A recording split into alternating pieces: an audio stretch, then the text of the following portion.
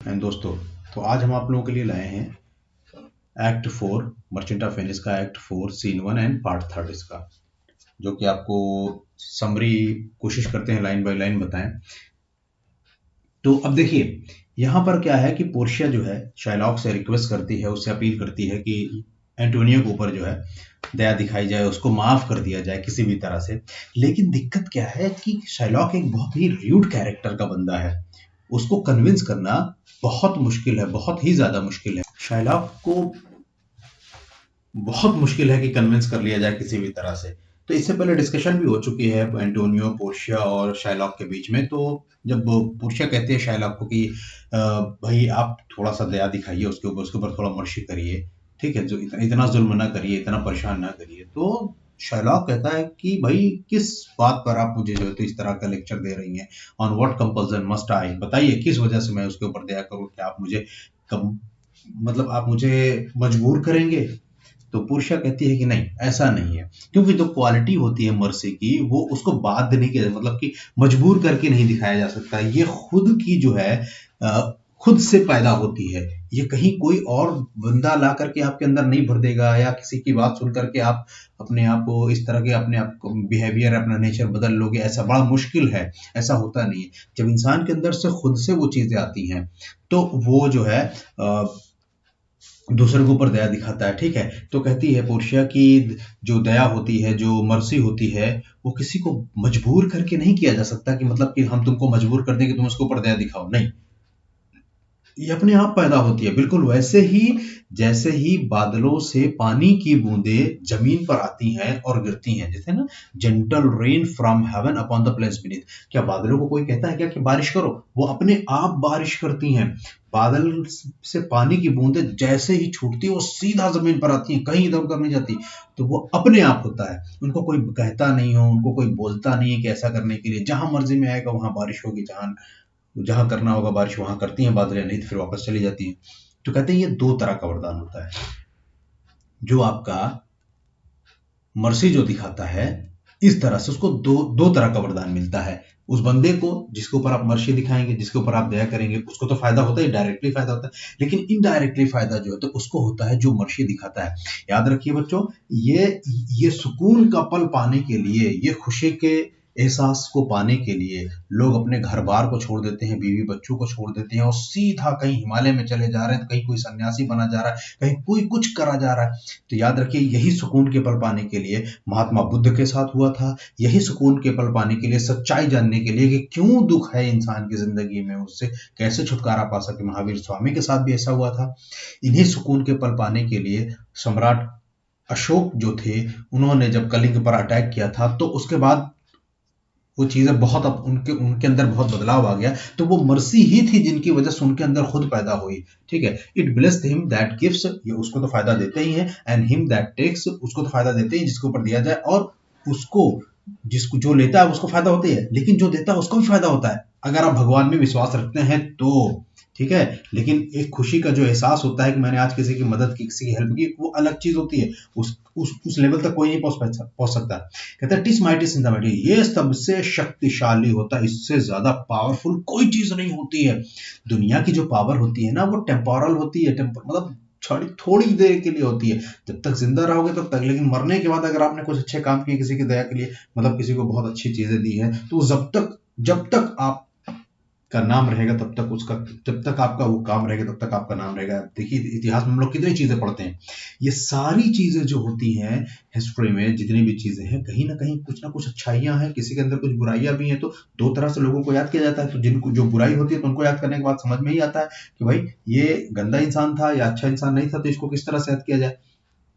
तो ये जो राजा होता है ना, राजा के सर पर एक मुकुट होता है, ठीक है। His scepter shows the source of temporal power। और याद रखिएगा, राजा का राजदंड होता है, उसका मुकुट होता है, राजदंड उसके हाथ में होता है, मुकुट उसके सर पे होता है। किसी भी फकीर इंसान को भी, किसी भी बेकार इंसान के सिर पर अगर ताज पहना दिया जाए, ठीक है, किसी भी जमीन में पड़े हुए इंसान को, गली में पड़े हुए इंसान को अगर ताज पहना दिया जाए तो वो राजा बन जाता है, ठीक है, बात समझिएगा। लेकिन मर्सी जो होती है उस मुकुट से, उस राजदंड से भी बहुत ऊपर होती है। देखिए मैं आपको दिखाता हूँ राजदंड होता क्या है।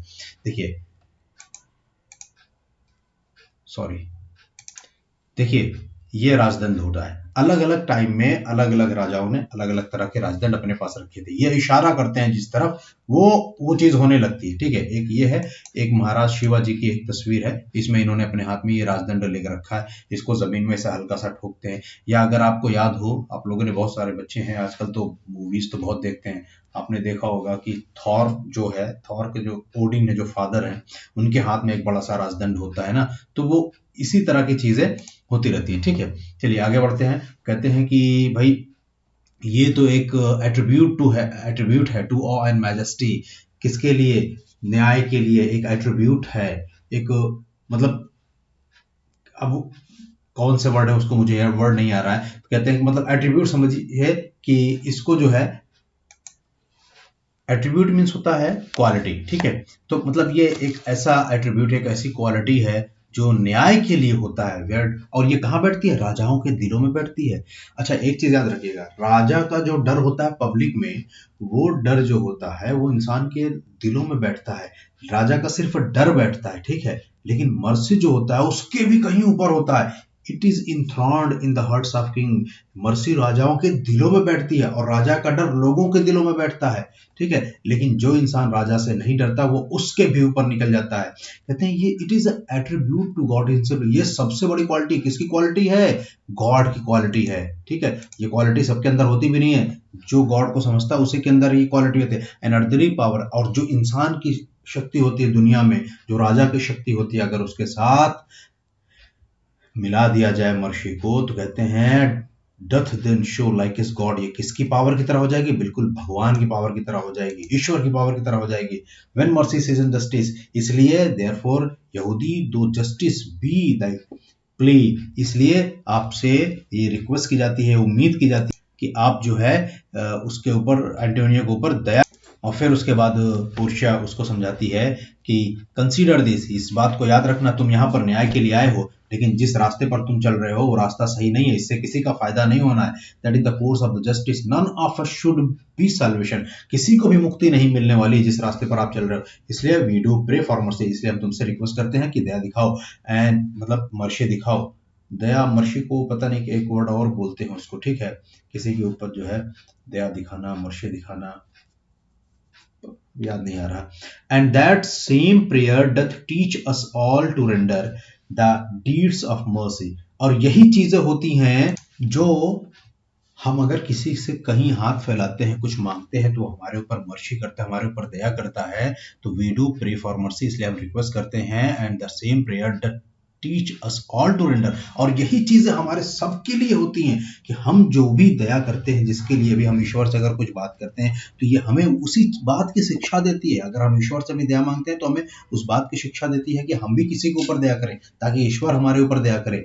ठीक है, और इस तरह से I have spoke thus much, इस तरह से मैंने तुमको बहुत कुछ कहा, to mitigate the justice of the plea, ताकि तुमको अगर न्याय चाहिए तो तुम इस तरह के न्याय लो जिससे यहाँ पर तुम्हारी इज्जत हो सके।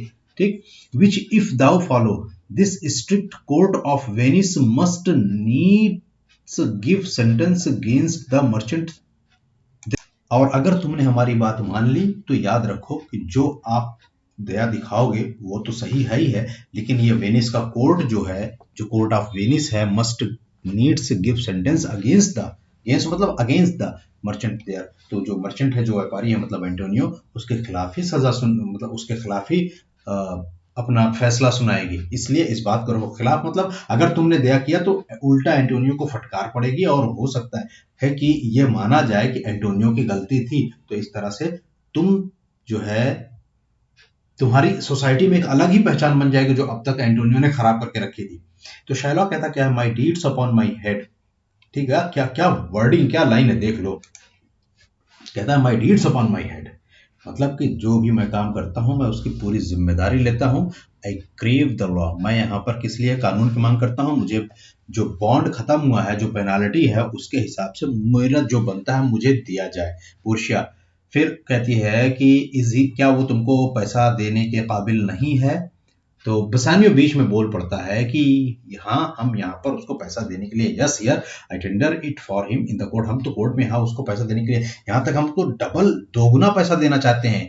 If that will not suffice, अगर इसके लिए इतना भी काफी नहीं है तो ध्यान रखना। तो फिर क्या, I will be bound to pay it 10 times over, मैं उसको 10 गुना भी पैसा देने को तैयार हूं, ऑन 45 ऑफ माई हैंड्स।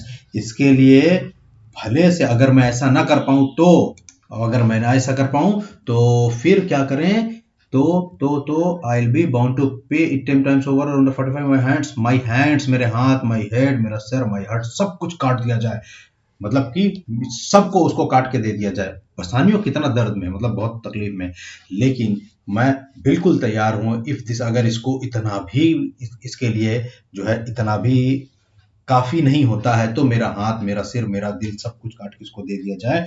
और यदि इसके लिए इतना भी इनफ नहीं है तो मुझे बिल्कुल ऐसा है कि ये जो है ना बदले की भावना से ईमानदारी को कुचलना चाहता है। और मैं आपसे रिक्वेस्ट करता हूं, मेरी प्रार्थना है, बसानियों कहता है पुरुषिया से, मैं आपसे रिक्वेस्ट करता हूं, मेरी प्रार्थना है, क्योंकि वो बसानियों का नहीं पता है कि ये पुरुषिया है, मेरी प्रार्थना है, मेरी रिक्वेस्ट है कि आप अपने राइट का, अपने अधिकारों का प्रयोग करके इस कानून को बदल दीजिए और एक ऐसा काम करिए, एक अच्छा ऐसा काम करिए, कभी बड़ा ऐसा काम हो सकता है कि देखने में छोटा होता है लेकिन होता बहुत बड़ा है, तो कभी कभी बड़े काम को अंजाम देने के लिए छोटी गलती करनी पड़ती है। तो ये जो क्रूवल शैतान है, इसकी इच्छाओं को रोक दीजिए, इसको पूरा मत होने दीजिए। पोर्शिया कहती है आई मस्ट नॉट बी, ठीक है, ऐसा नहीं हो, ऐसा ही नहीं, ऐसा नहीं होना चाहिए, ठीक है, it must not be, there is no power in the Venice, Venice में ऐसा कोई कानून नहीं है जो बदल दे, कानून को बदल दे। एक उदाहरण के रूप में अगर इसको दर्ज किया जाएगा तो बेहतर होगा, क्योंकि ये एक ऐसा एग्जाम्पल है जो इस राज्य में बहुत सारे लोग ऐसे हैं जो बहुत सारी गलतियां कर जाएंगे, ठीक है। अगर इसको बदल दिया जाएगा तो हर इंसान जो है इस तरह से काम करके कहेगा कानून को बदल दीजिए, तो ऐसा नहीं हो सकता।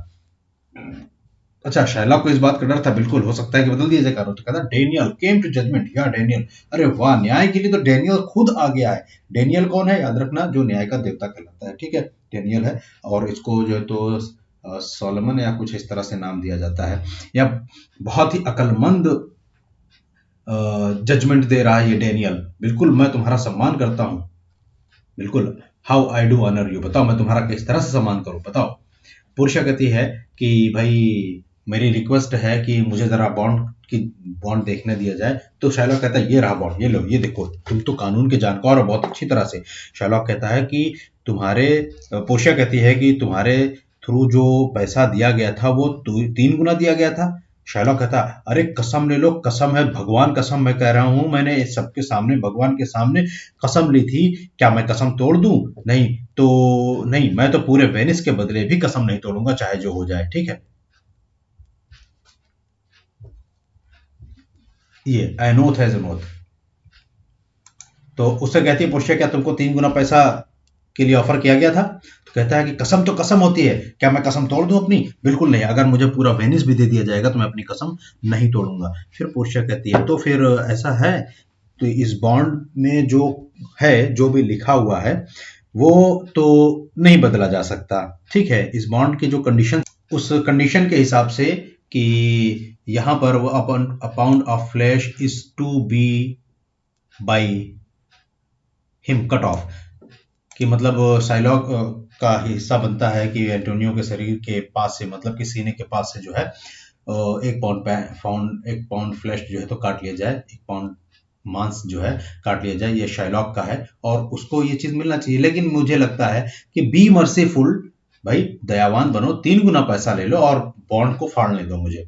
शाइलॉक कहता है when it is paid according to the tenor, ठीक है, जब इसकी अदायगी होती है कठोर कंडीशंस पर होती है, तो ऐसा लगता है कि जैसे आप, जब आप बात करते हो कानून की, तो ऐसा लगता है कि आप बहुत ही अच्छे हैं। जब आप अदायगी की बात करते हैं, मुझे मेरा हिस्सा देने की बात करते हैं, तो ऐसा लगता है कि आप बहुत जानकार हैं कानून के, आपको सब कुछ पता है, आपके काम करने का तरीका बहुत ही अलग है। जिस कानून के आप ज्ञाता हैं, आप एक उस कानून का एक पिलर हैं, एक स्तंभ है। उस कानून के नाम पर मैं आपसे कहता हूं कि आप कानून के अनुसार काम कीजिए। मैं कसम खा के कहता हूं कि किसी भी आदमी के पास ऐसा कोई तर्क नहीं है जिससे वह मुझे बदल सके। मैं अपने बॉन्ड के लिए खड़ा हूं, आई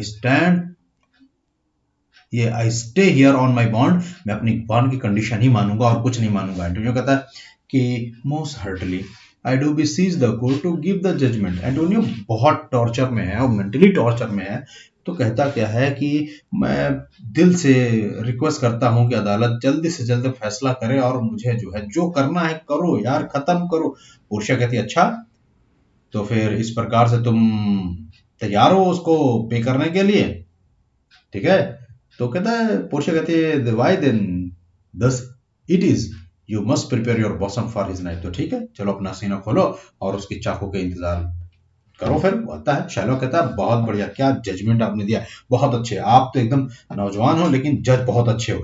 बड़ा खुश हो जाता है, जैसे ही फेवर में जाता है शैलॉक के बड़ा खुश हो जाता है, और जैसे ही जरा सा थोड़ा सा इधर उधर डिसबैलेंस होता है ना, शैलॉक एकदम गुस्सा आ जाता है। पोर्शिया कहता है कि क्योंकि कानून का आशय और उद्देश्य भी यही है कि जो भी लिखा हुआ है जिस तरह से उसको कंप्लीट किया जाए, जो बॉन्ड कंडीशंस हैं relation to the penalty which here appears due upon the bond, जो लिखा है उसको कंप्लीट किया जाए। तो शैलॉक फिर बोल पड़ता है, it is a very true, O wiser upright, क्या बात है, बहुत सही कहा, एकदम सही, अरे बुद्धिमान और ईमानदार आप जज हो, इतने छोटे से उम्र में हो लेकिन बहुत ज्यादा दिमागदार, बहुत अकलमंद सिद्ध हो रहे, बहुत अकलमंद आप लग रहे हो।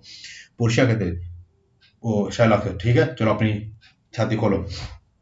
शैलॉक कहता हाँ हाँ हाँ हाँ हाँ, ए हिज ब्रेस्ट, हाँ हाँ हाँ, वहीं से उसके सीने के पास से, बहुत खुश होकर की, हाँ बिल्कुल ऐसा ही लिखा है, ऐसा ही लिखा है, ओ वाओ, ग्रेट ग्रेट जज, है ना, नोबल जज, बहुत अच्छा, एकदम बिल्कुल ऐसा ही लिखा है, उसके सीने के पास से, सबसे पास वाले स्थान से, बिल्कुल ऐसा ही लिखा है। पोर्शिया, हाँ ऐसा ही लिखा है, मांस को तौलने के लिए क्या आप तराजू लेकर आए? शैलॉक निकालता है अपने लबादे में से, जो बड़ा सा लबादा होता है, निकालता है, ये देखो मेरे पास तराजू है, वो अपने कपड़ा खोलता है और तराजू बाहर निकालता है, ठीक है। आई हैव देम रेडी, इसमें लिखा नहीं है कि वो अपना कपड़ा खोलता है, बाकी आप लोगों के पास अगर टेक्स्ट बुक होगी तो आप उसमें देख लीजिएगा। आई हैव देम रेडी से पहले वो यहाँ यहाँ ये इस बीच में जो है पोर्शिया और आई हैव देम रेडी के बीच में रहता है कि वो अपना लबादा खोलता है और कपड़े बाहर निकलता है। पोर्शिया, किसी डॉक्टर का प्रबंध कर लो, मतलब किसी डॉक्टर को बुला लो भाई, खून ज्यादा बह जाएगा तो कम से कम बच जाए, मर ना जाए वो बंदा। लेकिन शाइलॉक क्या चाहता है? शाइलॉक तो मारना ही चाहता है एंटोनियो, तो भाई क्यों बुलाएगा वो? आप खुद बोलो, को क्यों बुलाएगा किसी डॉक्टर को? तो कहता है कि पोर्शिया कहते हैं कि सर्जन को बुला लो अपने चार्ज पर, ताकि ज्यादा खून बहने की वजह से वो मर ना जाए। शाइलॉक, क्या ऐसा लिखा है बॉन्ड में? है क्या ऐसा बॉन्ड में लिखा है? तो पोर्शिया कहती है नहीं ऐसा लिखा तो नहीं है, लेकिन क्या होगा अगर आप ऐसा कर देंगे, तो भाई आप ऐसा काम करेंगे जैसे आपने कोई उसके ऊपर एहसान कर दिया है, ठीक है। तो इससे भी ये प्रूफ होगा कि भाई चलो ठीक है, तुमने बॉन्ड की पेनाल्टी ली लेकिन उसको मरने नहीं दिया, आप कितने उदार हो, आप कितने अच्छे हो, कितने दयालु हो। शैला कहता है कि मुझे बिल्कुल मंजूर नहीं है ये बात, अगर बॉन्ड में नहीं लिखा है तो मैं बिल्कुल वो काम नहीं करूंगा। पोर्शिया कहती है अरे भाई उसको, एंटोनियो को, कि एंटोनियो क्या तुम्हें कुछ कहना है? एंटोनियो भाई अब अपनी पूरी लेक्चर देगा, कहता है कि थोड़ी सी बात कहनी है, but little, I am armed and well prepared, मैं तो एकदम आत्मा से और शरीर से दोनों से एकदम तैयार हूँ।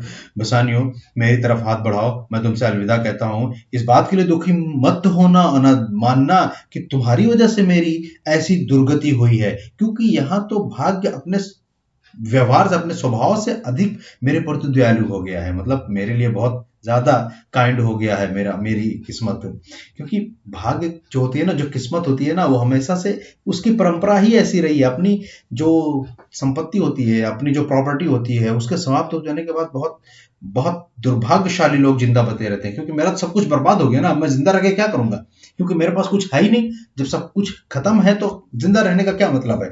अपनी गड्ढेदार आंखों और सलवट भरी भोई निगाहों के साथ जो गरीबी से भरी हुई अपनी हालत को देखते रहते हैं, ऐसी क्या मतलब ऐसी जिंदगी जीने से, ऐसी रेंगती हुई तकलीफों वाली दुर्गति से भाग्य ने मुझे बचा लिया। क्योंकि मेरा सब कुछ खत्म हो गया, मैं जिंदा भी रहूंगा तो किसके बेस पर जिंदा रहूंगा? और सुनो, अपनी प्यारी वाइफ से कहना, ठीक है, ऑनरेबल वाइफ, ये कमेंड टू मी और ऑनरेबल वाइफ, अपनी प्यारी वाइफ से कहना, क्या कहना कि उससे जाकर मेरी तारीफ करना, उसे एंटोनियो के मरने की खबर सुनाना कि किस तरह से एंटोनियो मरा। And when the tale is told, तुम उसको बताओगे तो कहना कि मैं तुम्हें कितना प्यार करता था, मेरे मरने के बाद मेरे बारे में उसे ठीक तरह से समझाना बताना, और जब तुम इसे पूरी कहानी बता लो तो उसे कहना कि अब यह बताओ क्या बसैनियों के पास कभी एक प्यारा सा दोस्त था या नहीं था। मतलब मैं तुम्हारा दोस्त हमेशा रहूंगा, बस केवल इस बात का पछतावा है कि तुम्हारा मित्र चला गया, तुमको इस बात का पछतावा रहेगा। तुम्हारा दोस्त तुमसे दूर हो गया, तुम्हारे दोस्त को इस बात का जरा भी पश्चाताप नहीं है। जब तुम्हारे दोस्त को जरा से भी पछतावा नहीं है, मतलब मुझे जरा से भी, एंटोनियो को जरा भी पछतावा नहीं होगा कि तुम्हारा कर्ज उसको चुकाना पड़ा है। अगर यह यहूदी जो है गहराई से काटे, मतलब मेरे दिल के पास से काटे, तो बिल्कुल सच होगा कि मैं अपने दिल से उसका कर्ज चुका सकूं, तुम्हारा कर्ज चुका सकूं। बसानियों का डायलॉग सुनो, जबरदस्त बोलता है, भयानक बोलता है। पोर्शिया सुन करके एकदम उसको, अभी सुनना, देखिए कहता है एंटोनियो, मतलब मैं मैरिड हूं, मैंने शादी की है, मेरी भी एक पत्नी है, एक पत्नी, याद रखिएगा, अ वाइफ का है, ठीक है, मतलब एक पत्नी है, क्योंकि 1000 पत्नियां होती हैं। कहता है कि मेरी भी एक पत्नी है, ठीक है, मेरी खुद की एक पत्नी है जिसको मैं बहुत प्यार करता हूं, जिंदगी से भी ज्यादा। लेकिन ये जो मेरी जो जिंदगी है, मेरी पत्नी और सारा संसार, इन सब का मेरे लिए तुम्हारे जीवन से बढ़कर के कोई वैल्यू नहीं है। ये सब एक साइड में कर दो, मुझे तुम चाहिए चाहे जैसे, मैं उन सबको छोड़ सकता हूं। इस शैतान को वह सब दे दूंगा जो तुम्हें बचाने के लिए चाहिए, मैं उन सबको छोड़ सकता हूं अगर ये कह दे, लेकिन तुम्हें चिंता छोड़ दे। ठीक है, पुरुष कहती है your wife should give you little thanks for that. तुम्हारी वाइफ अगर होती तो तुमको इसके लिए शुक्रिया करती जरूर। मैं कहता हूं कि इसके लिए तुमको शुक्रिया करती, बिल्कुल। क्यों? If she were by to hear you make the offer, जिस तरह से तुम इस तरह से ऑफर कर रहे हो कि तुम उसको छोड़ने छाड़ने की बात कर रहे हो ना, तो वह इस काले कि तुमको जो है तो थैंक्स जरूर बोलती। एक तंज है इसमें, एक कटाक्ष है, ठीक है, कि अगर तुम्हारी बीवी होती, अपनी बीवी के सामने इस तरह से बोल सकते हो। गिरेशन कहता है, वो भी मतलब बहुत ज्यादा उसमें आ गया, क्या बोलते हैं उसको, फ्लो में आ गया कि भाई बसानियो बोल रहा है तो मैं भी उसके साथ बोलूंगा। कि कहता आई हैव अ वाइफ हुम आई प्रोटेस्ट आई लव, मेरी भी एक पत्नी है जिससे मैंने कसमें खाई है कि मैं उसको बहुत प्यार करता हूं। मैं यकीन मानियो, मैं चाहता हूं कि वो जन्नत में चली जाए, स्वर्ग में चली जाए, और वहां जाकर के किसी शक्ति से, वहां के भगवान से प्रार्थना करें कि वह कुत्तों के समान इस यहूदी को प्रवृत्त करके इस इंसान को, इस जो यहूदी है इसको कुत्ता बना दे। नेरसा कहती है TISS will your offer it behind her back. अच्छा, तो तुम इस तरह से चाह रहे हो कि अपनी पत्नी के पीछे इस तरह की बातें कर रहे हो? हाँ, बोलो। अगर तुम ऐसी बातें होती अगर घर में करोगे तो इसी तरह का घर जो होता है अशांत हो जाता है, अनक्वाइट हाउस हो जाता है। ठीक है, देखो दोनों दोनों सिचुएशन में यहाँ क्या बोलते हैं, बसानियों की सिचुएशन में बसानियों पोर्शिया और उसकी सारी चीजों को छोड़ने के चक्कर में है। ठीक है, मतलब इस तरह से बताता है कि अगर मुझे ऐसा करना पड़े तो मैं कर दूंगा। और ग्रेसियाना कहता है कि मैं चाहता हूं कि मेरी वाइफ मर जाए, और कहां जाए, स्वर्ग में जाए। ये नहीं कहता मर जाए, लेकिन कहता है कि वो स्वर्ग में चली जाए, बिना मरे तो जा नहीं सकता। इसीलिए ऐसा कहती है कि तुम इस तरह से ऑफर उसकी पीठ पीछे कर रहे हो।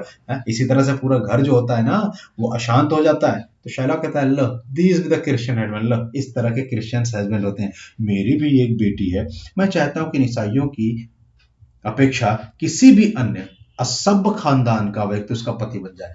मतलब मेरी भी एक बेटी है, लेकिन मैं चाहता हूं कि उसका पति कोई भी ईसाई ना बने, उसके अलावा कोई दूसरा उसका पति बन जाए, उसकी शादी किसी दूसरे से हो जाए, भले से वो चाहे जितना अनसिविलाइज्ड हो। ठीक है, फिर उसको कहता है, हम बहुत जोर देकर के कहता है had been her husband rather than the Christian aside a trifle time I pray thee pursue the sentence.